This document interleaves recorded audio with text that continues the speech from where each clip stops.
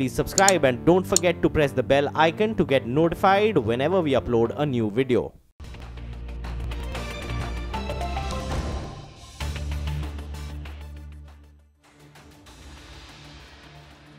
Well, the monsoon session of Parliament kicks off on Wednesday. 18 bills have been listed for introduction and passage. One of those 18 bills is creating a storm. This is the Right to Information Amendment Bill seeking to tweak the law passed in 2005. The government has not made any of the proposed amendments public. Activists claim that the centre has not held any consultations with stakeholders and fear that this, in fact, could be an attempt to dilute the RTI Act. Government sources have denied these charges. However, they continue to remain tight-lipped, saying that it will be a breach of privilege to comment on the proposed amendments as they are before Parliament. This leaves us with a key question. Why are these changes to the RTI Act shrouded in secrecy? Joining us today are the former Chief Information Commissioner Wajahat Habibullah, Dinesh Trivedi of the Trinamool Congress, Mohammad Khan of the Congress Party, Syed Zafar Islam of the BJP and Anjali Bharadwaj, co-convener of the People's Right to Information. Appreciate you joining us here on the program. Zafar Islam, I want to start by asking you. We now have the agenda that the government intends to take up in the session of Parliament, which starts on the 18th. If I look at what you say, item number 14, the Right to Information Amendment Bill 2018 to amend the Right to Information Act 2005, introduction, consideration and passing. That is all that you say, Zafar Islam. Isn't it ironic that when we talk about the Right to Information Act and its proposed amendments, there is absolutely no information on what the government intends to amend? Well, whatever government intend to amend, that will get discussed on the floor of the Parliament. And it will be, as you rightly mentioned in your introductory remarks, that it cannot be made public because it will breach of it will be a breach.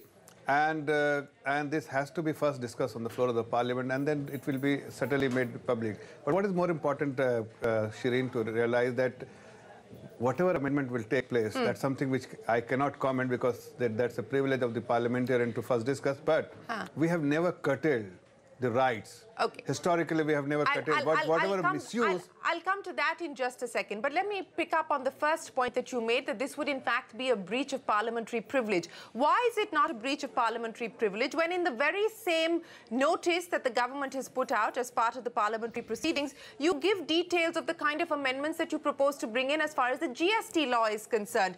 Why is it, sir, that the government has chosen to ignore the Central Information Commission directive, which dates back to the 7th of July 2010, which very categorically states that a credible mechanism be put in place for proactive, timely disclosure of draft legislation in the public domain, as is required under Section 4(1) of the RTI Act during the process of formalization and before finalization? Shireen, see, it is important for all of us to realize, and as I said earlier, that the government's intention, one has to realize, one has to understand. The government intention is not to dilute the rights. The government intention is only to ensure that the whatever the guideline is there, that should not be misused. If you see historically, the RTI Act has been misused by many people, and something which the government has taken cognizance, and I'm sure the amendments will only focus on ensuring that it is not misused by anybody, and this act has been misused by many. Okay, so that's very interesting, Zafar Islam. You're saying that the act or the proposed amendments will try and curb misuse. What constitutes its misuse? See, if you talk about, whenever you talk about RTI, there are a group of people, the people who are actually using it as a means to harass people, as a means to become... Does the government have credible evidence to prove that the RTI Act has been used as an instrument to harass people? Is there evidence? Are there numbers that you have to prove your case on the basis of which you intend to bring in these proposed amendments? Because so far, we haven't really heard of the government taking this direction. What we've heard is that there were likely to be amendments when it comes to the proposed salaries and so on and so forth. But now you're saying that the government intends to plug the misuse, in your words, of the Right to Information Act. What I said, the government has never intended to curb the rights. Government has always intended to ensure that it has never been misused. Having said that, I also said that I don't know the content. And as you rightly mentioned in your opening remarks, that the content is not there and it will be only discussed on the floor of the parliament. So I can't comment and can't speculate. But as a strategy, the government's strategy is always to ensure that no act is being misused. Well, sir, the government's intention is being questioned because there is no information that the government has put forward. But let me bring our other guests in. Anjali, you know, you've been writing to the government, seeking information on these proposed amendments. So far, you've drawn a blank. Zafar Islam and the government's argument is that this will be discussed on the floor of Parliament. It would be a breach of privilege to discuss this beforehand.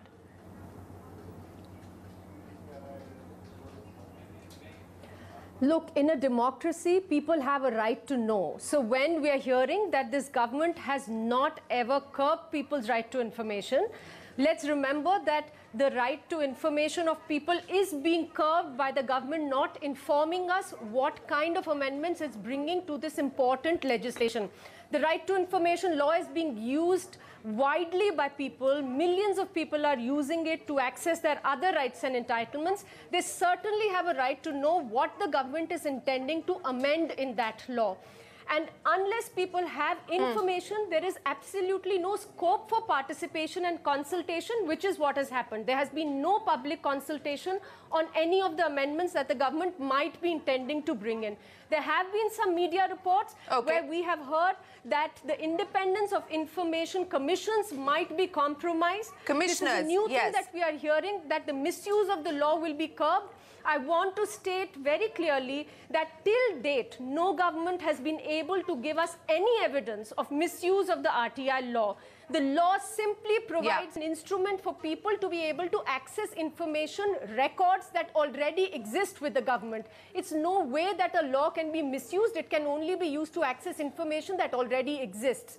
In any case, our studies have shown that there is, even if one were to say that there might be some frivolous RTIs that might be filed, it's less than 1% of all RTI applications randomly selected that would be that figure. All the information that people are asking are about their basic rights, about their rations, their pensions, education, health, and this is the sort of information that is strengthening democracy and fighting corruption. And it's really ironic that the BJP, which came to power on the plank of anti-corruption, is actually going out to amend a law which has helped people fight corruption instead of strengthening it. If they were wanting to do something to strengthen the law, they should have spoken to people to understand what needs to be done. The implementation of the law requires strengthening.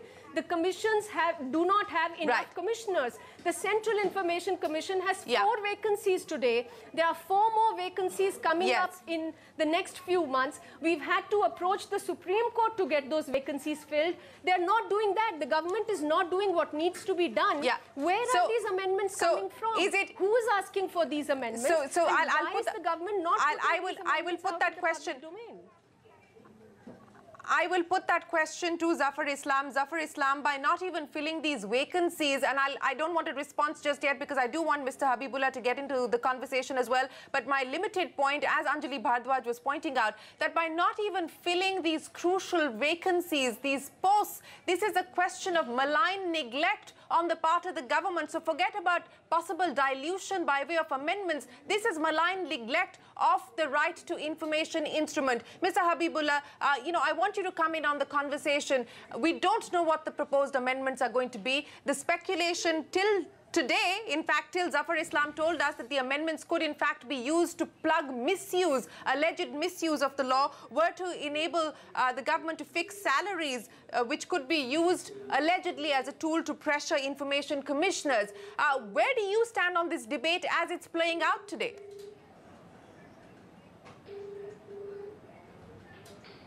Well, you see, we are all jumping to conclusions. The fact is, as Mr. Zafar Islam, I wish he'd actually studied what the amendments were before attempting to disclose what information he has disclosed. But also, I would request Anjali, the point is that why should we start by mistrusting government? The point is that so far as government is concerned, transparency and accountability are part of the manifesto of the party on the basis of which we been elected. Not only that, the Prime Minister himself, in addressing the convention of 2004, 2014 of the Information Commissions had in fact said that we must strengthen this law because it must act as a feedback to the government of all the deficiencies in different departments, and therefore each department should set up a mechanism whereby we learn from this law and can strengthen governance, which is part of his whole agenda for maximum governance, minimum government. Now, why don't you put that in that context? In that context, what Anjali... No, let me finish. In that context, what Anjali says is what is required. The matter should have been placed before the public for its consideration and debate, and this is in fact supported by rulings. In fact, I myself as Chief Information Commissioner have ruled, and then after that has been implemented also, that when laws are in the drafting stage, it's not a question of privilege. When law is in the drafting stage, it is certainly open to disclosure. It only becomes privileged information once it is approved by Cabinet and before it goes to Parliament. That is privileged. Otherwise, it's not privileged. Right. Right. So you are surprised with the fact that these amendments have not been made public, and I completely agree with you that we shouldn't jump to conclusions about what these proposed amendments intend to do. But since we have no information, the trust deficit arises there. So do you have any information, Mr. Habibullah, on what these proposed amendments are about? No, I have no such information, and as Anjali is saying, perhaps they may be about salaries, but even on that I have no information. I've discussed it with my colleagues in the Information Commission, and they also say that they've heard these rumours, but they have no information as to whether government actually proposes that. So on that basis, I would say, of course, it is right. It is right on the part of activists. That is part of the dynamics of the right to information. The activists must always question the government. That is correct. But I, having been in the government, having been in the Information Commission, would like to appeal, hold steady. Let us question the government, yes, but let us ask the government to disclose to us what exactly it is that they intend. Well, that is the question that we're trying to put to the government. Anjali, I think, has in fact written to the government since July. Yeah, Anjali, very quickly, you've been writing to the government. How often, how many times have you written to the government seeking information about the proposed amendments?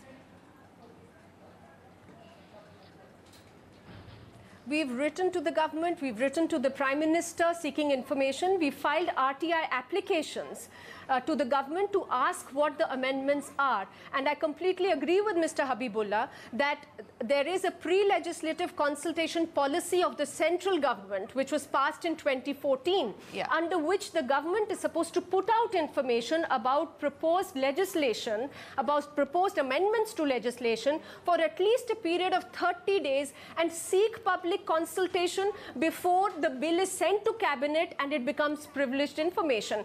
So all of that process has been overridden. The government hasn't followed it, and you're right, all of this impacts public trust. So like we just heard, it might be about curbing misuse, so-called misuse. It might be about curbing the independence of information commissions. It could be anything. This is no way in a democracy to create legislation. And I think the important thing over here is that the government needs to recognize that when it brings legislation, it needs to be transparent. It has an obligation in a democracy to be transparent. We are seeing in one legislation after another, this is happening. The whistleblowers law was amended. There was an amendment. The government did not share any amendments till the day it was placed on the floor of the House. Now, this is not how legislations can be made in a democracy. This is not how the legislative business should be conducted. All right. It precludes people, the Parliament itself, floor of the House. Now, this is not how legislations can be made in a democracy. This is not how the legislative business should be conducted. All right. It precludes people. The Parliament itself is not allowing for too much discussion. Like this, people are also being left out. I get your point. I get your point, Anjali. Let me go across now to Dinesh Trivedi and get his view in. Mr. Trivedi, I understand that you are going to be part of the protest that a lot of activists and politicians intend to take out tomorrow in opposition to the government's move to amend the RTI without any stakeholder consultation discussion. Shireen, first let me tell you, as far as right to information concerned, I'm there as an activist before it took birth. My petition to the Honorable Supreme Court on the VORA committee way back in '94 who is the fallout of right to information, where I said a citizen has right to information, that who are these mafias. So my involvement with right to information is even before. Having said that, I mean, I have not heard such absurd argument. As a member of parliament, I can tell you the representative of BJP just mentioned that it's a parliament thing, it's a privilege. What nonsense. Parliament is of the people, by the people, for the people. It is not an exclusive club. And you have got to, in the modern times, you have got to have it openly. The bill has to go also in the social media, in the internet and everything, asking for people's opinion. After all, people are the kings, not the parliament. The parliamentarians are chosen by the people. So it is the people who are supreme. Mr. Trivedi, what is the strategy? What is the strategy now ahead of the parliament session, sir? I think the strategy has to be outside parliament. Parliament, let's say, doesn't function in Halla Gulla, even they pass it. So the strategy has to be what Anjali is doing. And I appreciate what she is doing. Strategy is you having this discussion on TV. At the moment, Parliament, if it doesn't function in Halla Gulla, they pass because the trillions of money of the people have been passed in Halla Gulla. Now you may say that we are all to be paid. I am not sure about that. But the fact is, it has to be outside Parliament. There has to be a huge public protest because if government has nothing to hide, then why can't they tell? And what is misuse? The Information Commission has enough power to say that this is not in the interest of the country and we will not inform you the information you have asked. So I think this is a blatant way of putting a curtain before democracy and before people's rights. Okay, a blatant way of putting a curtain on democracy and people's rights. Mohammed Khan, what is the Congress party intending to do about this? Right. Shireen, first of all, we proudly hold the mantle of being the authors, along with people like Ms. Anjali Bhardwaj, Professor John Riz, and Mr. Nikhil Day, and Ms. Aruna Roy, of being the architects of this law. This is a law that we have championed, even at our own cost, and we continue to do so.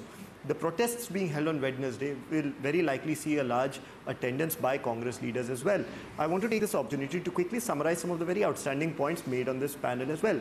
First of all, as Ms. Bhardwaj as you pointed out at the very outset, in the list of business of 18 bills which you presented, out of that, the RTI amendment is the only one which carries no summary, which leads to the conclusion that the government is hesitant to disclose the details lest it face any criticism before it absolutely must, which again gives rise to grave doubts about their intentions. Number two, Anjali ma'am spoke about the pre-legislative consultative policy.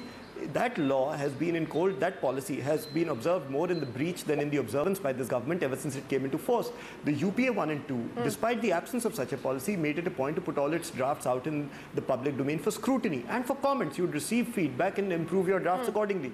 This government does not believe in that method of transparent governance. Number three, and finally, this, what andWajahat Habibullah Sahab said, that look, in this case, the RTI is an inconvenience to these people. Though he didn't say exactly this, I'm putting my own spin on it.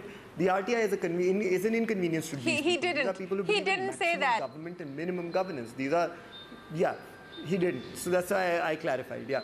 So these are people. He said quite the opposite, actually. Seize the narrative, and one of the ways you seize the narrative. Yes, I'm actually, so that's why I'm diverting now. But as I'm saying, Shireen, these people want to control the narrative, and one of the ways you control the narrative is by controlling the information that goes out of government. Unfortunately, the government should realize they have no right to prevent the disclosure of this information. This information is held in trust by the people they serve, and the people have every right to this piece of information. So the government doing this is actually acting in defiance of the public good. Finally this, I would say this is a government, Shireen. 4 years, we have seen the pretenses are gone. This is a fascist government. This is a government the faith of the people is completely eroded in this government. So now it is resorting to these desperate tactics. It surprises no one. They will ultimately be defeated. But as of now, I'm glad they're exposing more and more of themselves as they go along. Okay, Zafar Islam, you know, all of our panelists have expressed concern about the fact that you have decided not to share this information which you ought to have for a vibrant democracy, and because you're also mandated to actually share this information, but you have chosen not to do so. If you have nothing to hide, why the secrecy? Well, Shireen, once it has been approved by the cabinet, it becomes a confidential document, and this cannot be, and this confidentiality cannot be breached. Okay, I think amply through the course of the program, each of our panelists has basically told you that is not accurate information. What you're putting away out. from that the government anyway this will get discussed on the floor of the parliament. By that logic, no law would be shared. All the political parties, whatever reservations. We still don't know what will get discussed. But let me. The bill will be placed, and people will get to know what exactly is part of the bill, and it will definitely get discussed by the representative of all the political parties. In fact, Mr. Dinesh Trivedi is there. He is also a member of parliament. He will also get the opportunity to discuss, and his observation on the amendment, proposed amendment, will definitely, he can put it to the other legislators also. Okay, Mr. Habibullah, I want to wrap up comments, and let me start by asking you. So do people not have a right to know? What would worry you, and if so far, Mr. Habibullah, press reports seem to indicate that the amendments have to do with the power to fix salaries, which some say could be used as a tool to pressurize information commissioners. If that is all that these amendments are about, is that going to be a big cause of concern? Or, what is it that you would watch out for?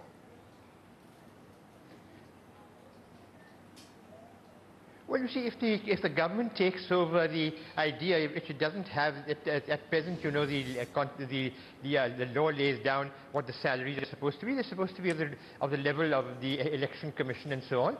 But there has been a move that they should be downgraded.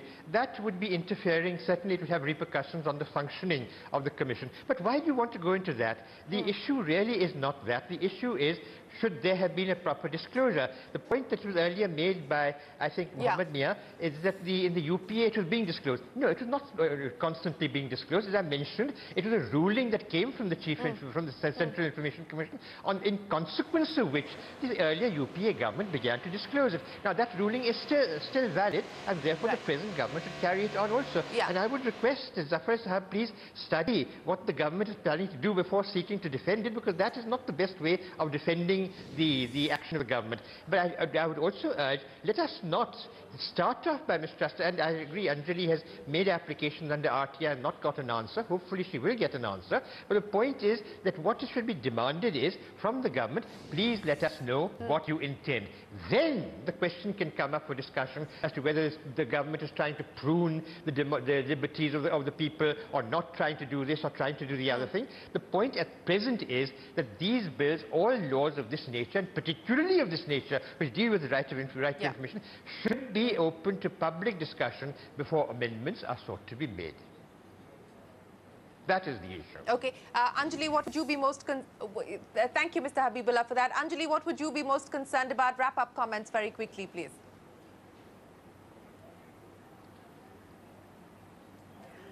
The thing that we are most concerned about is the attack on people's fundamental right to information.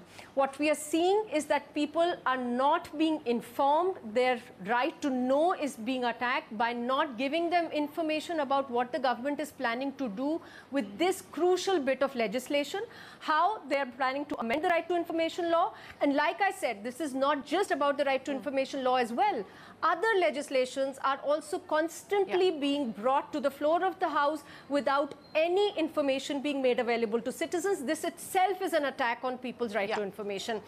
Of course, there could be anything. And like Mr. Habibullah said, we have no idea what is there in the bill at the moment. We can only conjecture from what we've heard from the BJP representative right now. We can conjecture from what is there in the media, but that's not how a democracy should function. There are any number of Supreme Court rulings. It flows from the Constitution. It's a fundamental right. People should know.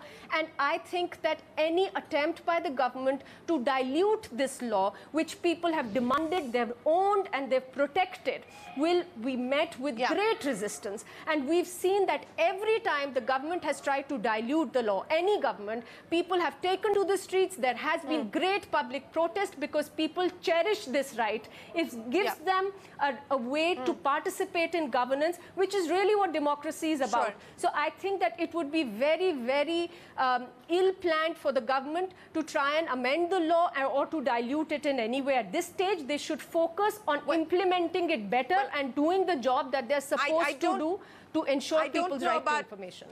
I don't know about dilution, but it certainly intends to amend the law, and it has made that public by way of the agenda that's been put up for this session of Parliament. Dinesh Trivedi and Mohammad Khan. Mr. Trivedi, I'll start by asking you. You said that the protest and the action against this move has to happen outside Parliament, but what about in Parliament? Is this going to be the next big flashpoint from a Parliament proceeding point of view? Could this in fact stall proceedings?